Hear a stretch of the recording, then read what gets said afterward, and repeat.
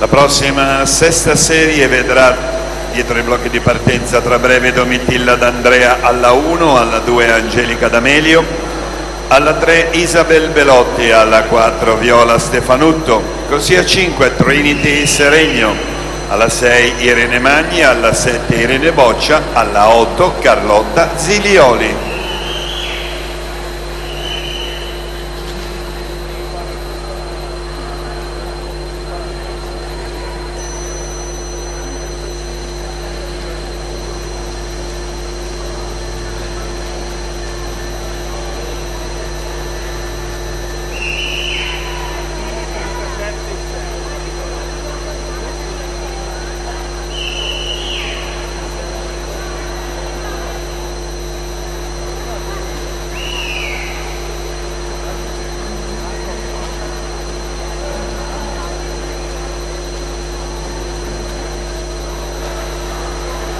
Si vanno a completare i primi 100 metri di gara con Jasmine Pistelli, nuoto UISP 2003, in corsia 6.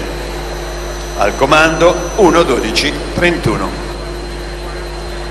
E siamo dunque pronti per le prime premiazioni. Cominceremo premiando i ragazzi 1999.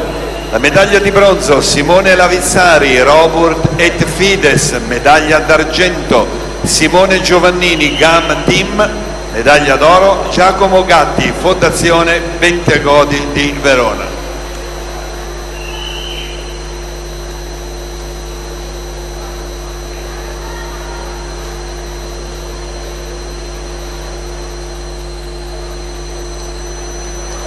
Jasmine Pistelli, corsia 6, a 2 vasche dalla conclusione.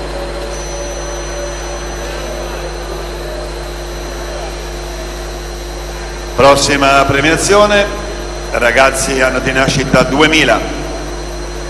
Attendiamo intanto che si completi questa prova e che parta la successiva, quindi effettueremo questa premiazione. Jasmine Pistelli 2:24:71 ufficioso.